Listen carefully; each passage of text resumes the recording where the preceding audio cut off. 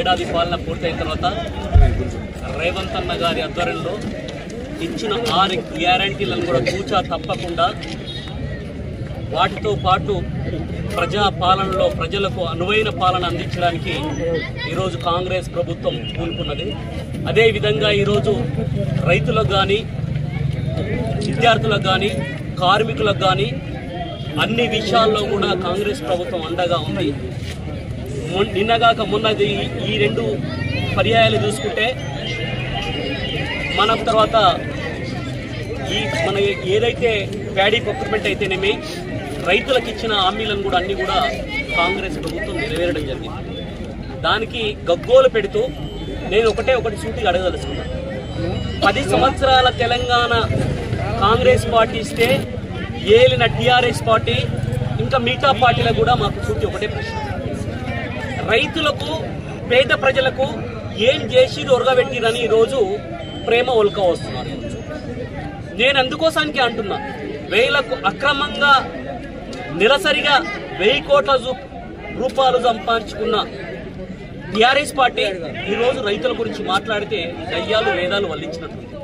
అందుకోసానికే ఈరోజు కాంగ్రెస్ ప్రభుత్వం వచ్చిన తర్వాత రుణమాఫీ అయితేనేమి, 6 గ్యారెంటీలో భాగంగా ఇందిరమ్మ ఇండ్లు అయితేనేమి, ఇందిరమ్మ భరోసా అయితేనేమి, ఇందిరమ్మ అభయస్థం అయితేనేమి ఈరోజు అన్ని విధాల్లో కూడా ఈరోజు కాంగ్రెస్ పార్టీ 26 తారీఖు నాడు రేషన్ కార్డులు అయితేనేమి అన్ని పార్టీలే ఖచ్చితంగా ఇవ్వడానికి సిద్ధమైంది. మొన్న రుణమాఫీ జరిగినప్పుడు అన్ని పార్టీలకు గ్రామాల్లో యూనిటీగా తీసుకొని సర్వేల ఆధారంగా ఈరోజు ఇండ్లు అయితేనేమి మొన్న రుణమాఫీ చేయడం జరిగింది. ఈరోజు ఇందిరమ్మ భరోసా పథకం కూడా 26 తారీఖు నుంచి రావడం జరుగుతుంది.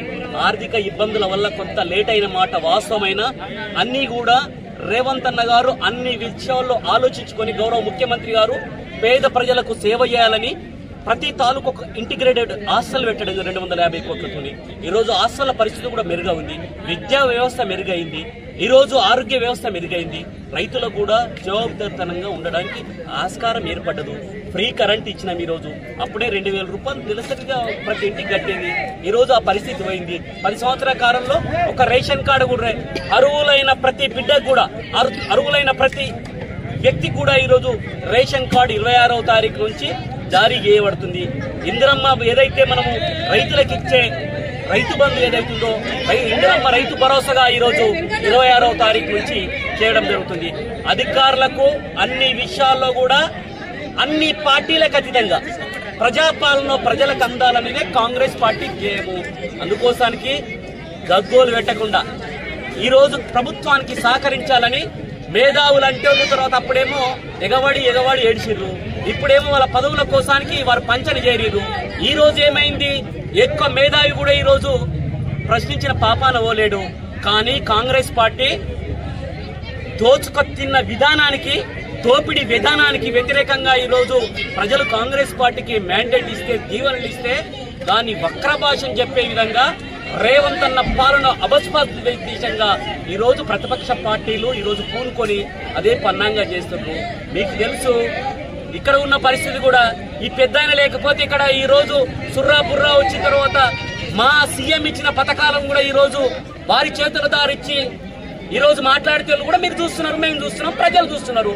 అందుకోసానికే మేమేమంటున్నాం అంటే ఈ ప్రజాపాలనలో ప్రజలకి అన్ని విధాలుగా ప్రభుత్వం అండగా ఉంటుంది.